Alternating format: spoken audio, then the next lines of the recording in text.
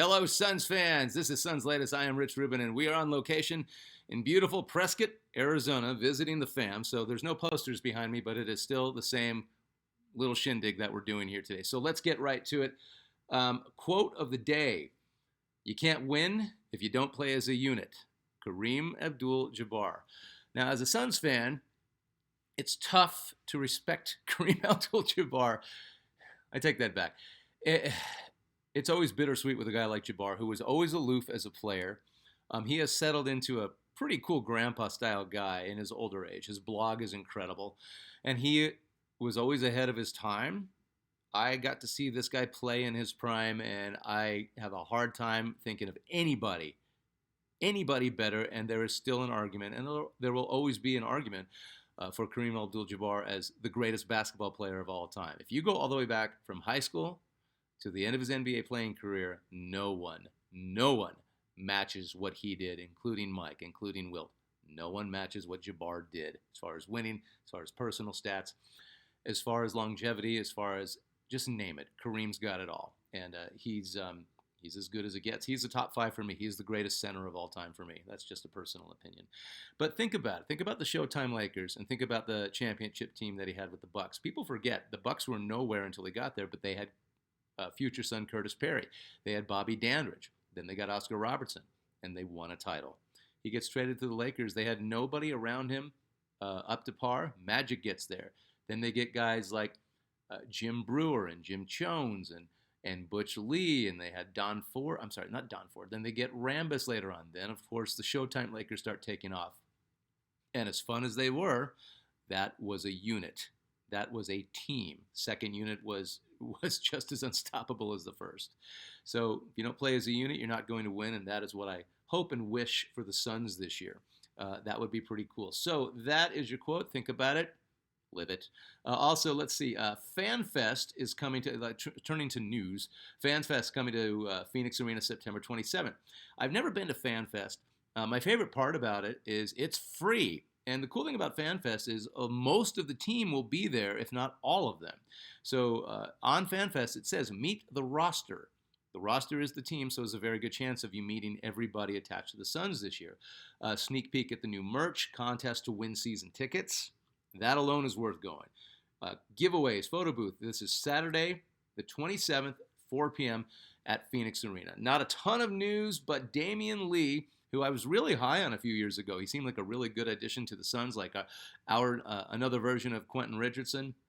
Three-point specialist Damion Lee leaving to play for Irony Ness Ziona, an Israeli basketball club. Suns didn't re-sign him after last season, suffering from a meniscus injury, a nasty injury, and the surgery and the recovery. All those three things, it just takes forever. It's a good thing that Damion Lee's game wasn't about skywalking and jumping and dunking. He's a three-point shooter. The meniscus is going to ground him even more. And the sad part is he was close to a 40% three-point shooter when he got to the Suns. That has dropped steadily, way down. I think he was like 24.7 in the short amount of time that he played last year. I don't think we missed him last year. Too bad. It's kind of hard to say because I like Damion Lee, but I also don't think we're going to miss him this year. So good luck to Damion Lee, who is headed to Israel to see what he can do there. All right, moving on to the last point guard that I want to talk about regarding the Suns, who is already on our team. We're not going to get Josh Giddey. We're just going to have to accept that. It happens. Moving on, combo guard Jordan Goodwin back on the Suns. Better as a defensive point guard.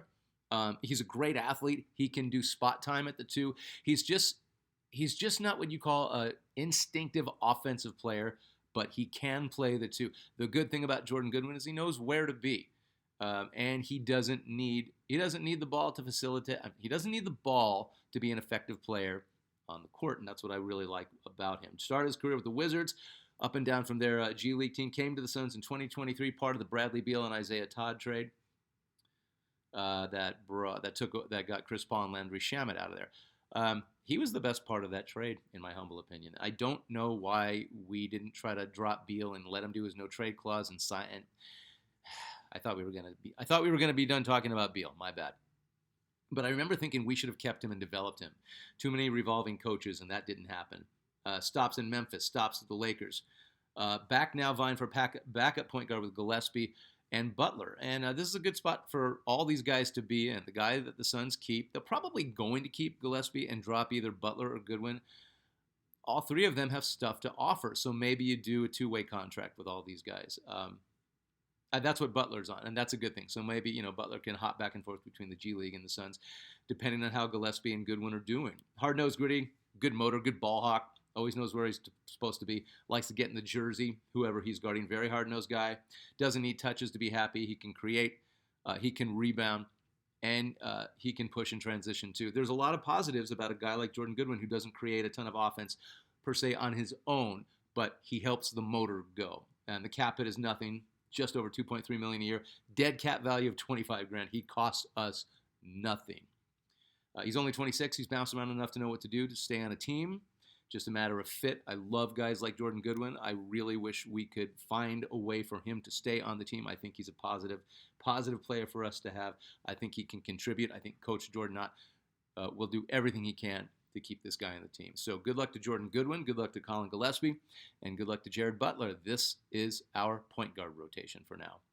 Not including Jalen Green because he's not technically a point, but he will be considered to be a facilitator. We shall see how that goes.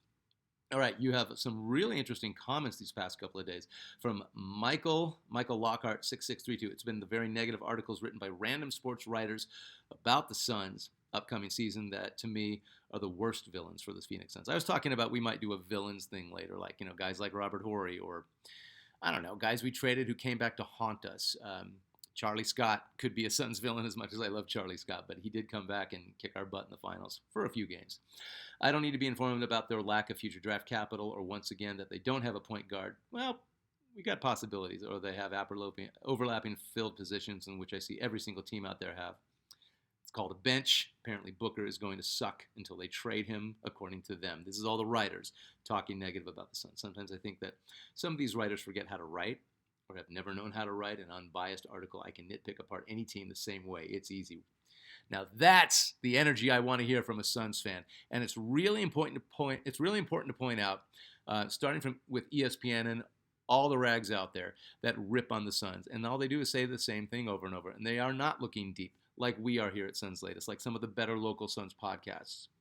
They're not looking past. Well, they don't have Kevin Durant, and that's limited, and that's ignorant. So rip on the Suns all you want. People are saying they're not even going to win 30 games this year. It's like, okay, we'll see. Everything's new, and you don't know. We don't know, but neither do they. So cool enough, and I appreciate that. I really, really appreciate that comment. From that Curious Mind 2525, hello, sir. 4-team trade sounds like another attempt by Kuminga's team to get something moving. You are on the Kuminga's team kick, and I appreciate that. Rich has a good point when evaluating a trade. Is your team getting better?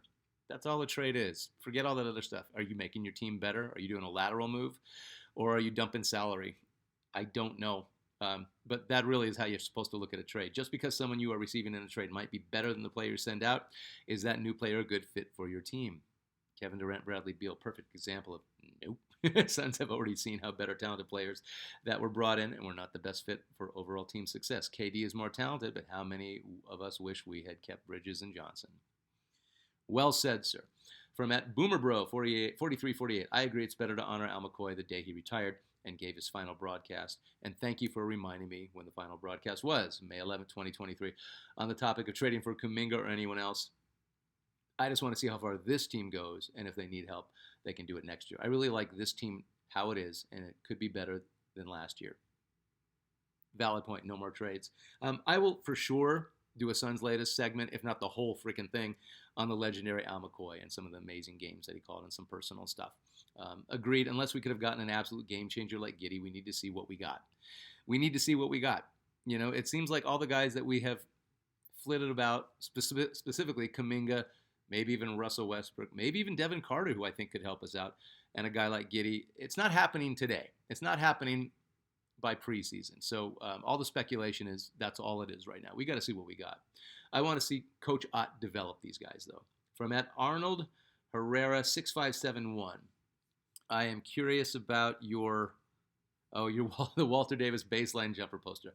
I had that same poster, and I'd like to find another. Can you share where you found it? I've been looking for decades. I never lost it. It's the same poster I had when I was 12 or 13.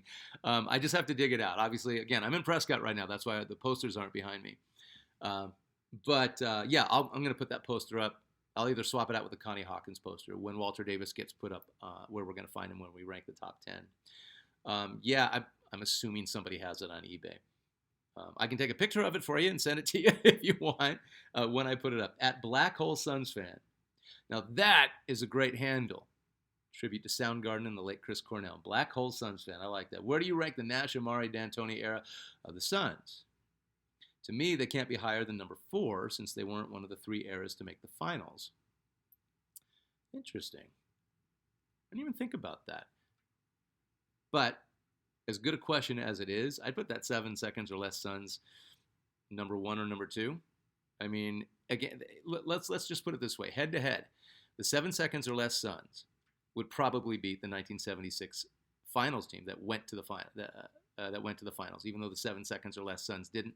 I think in 07 they were on their way, and I think the league didn't want them there for some very strange reason. I'll never figure it out. Maybe the league didn't. Can somebody remind me if Donaghy was one of the refs in that series? I think that might have been an issue too. Boldly saying that. The 7 seconds or less Suns probably would have beaten the 76 Suns in a 7-game series. They wouldn't have wiped them out, but they probably would have beat them. They'd give the 93 Barkley, KJ, and Marley Suns a run. Think about it. It's a great argument. Nash, Marion, Stoudemire against KJ, Marley, and Barkley. It's almost like they cancel each other out. I rank them as high as any Suns era, regardless of title. And that's not dismissing the fact that those teams got to the finals. It's such a great question. Maybe we'll do a whole SL episode on that. Really awesome question. Thank you for that. At Doug Drew, number 2, KJ is one of my favorite Suns. Mine too. Mr. DeCasso, 96-37. Josh Giddey to the Suns will never happen. I think we got to put the Giddey to rest. I thought Giddey should have been Suns offseason target. Acceptance hurts. Yeah, I mean, he would have been probably more than anybody we've talked about regarding rumors of a guy coming to the Suns. Giddey, probably the best fit out the box and change the culture of that team. I really do believe that. Yeah. It's not going to happen. $100 million contract with the Bulls. The Bulls finally did something right. All right, time to move on to the top 10. So we are winding it down, the top 10 right now. And this is the ranking. Remember, this is also up to you. Dick Van Arsdale, Tom Chambers, Alvin Adams, and Sean Marion tied at 13. Jason Kidd at 12. Connie Hawkins at 11. And Chris Paul came in to start the top 10. Chris Paul, arguably the 10th greatest Suns player of all time.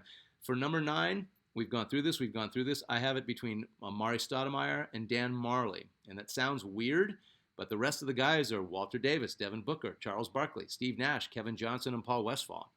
I can't put Stat or Marley ahead of Westphal. I can't put either one of them ahead of Kevin Johnson. I cannot put them ahead of Nash or Barkley. No one's putting them ahead of Booker. And I can't put them ahead of Walter Davis, although it's close. And I might be biased with my nostalgic take on Walter Davis, but Walter Davis wasn't just a great 6-time All-Star for the Suns and 2-time All-NBA player and Rookie of the Year. He changed the culture of the Suns. He really, really changed it and got to the Western Conference Finals twice, just like Stoudemire did. As far as individual accolades, Stat beats Marley, but Marley was so very special in his own way because like both of them, they came out of, Stoudemire came out of high school, Marley came out of Central Michigan, and no one had heard of them. And if anybody says they heard of them, they're lying. And the Suns, at least in the recent past, were really good at finding guys that turned into incredible players, like these two. I'm not going to do any more ties. We already had our tie with Alvin Adams and Sean Marion at number 13. This one's a real bitch. It is really hard to pick one of these guys over the other. I think it kind of comes down to accolades and the fact that Marley was a huge part of the team that went to the finals. Now, let me put it this way. Stat never made the finals, but in 07, the Suns were on their way. Then the 7 seconds or less Suns in 07, they were on their way. There was some BS that went down that was out of our control. Dan Marley was an incredible pickup. but without Charles Barkley, we're not going to the finals. And that's okay. These are just facts. This isn't a rip. This isn't a, well, he's not good because. It's just, this is just how it was. Do the 7 seconds or less Suns get to the Western Conference Finals and pretty much the finals without Stoudemire, even though they had Nash and Marion? They don't do it without Stoudemire. So this really is kind of coming down to preference, accolades. Stoudemire definitely had more individual accolades. I think it comes down to loyalty. And as Stoudemire played 8 years for the Suns. I don't remember exactly how many years Marley did. It was at least 6, and then he came back to the Suns.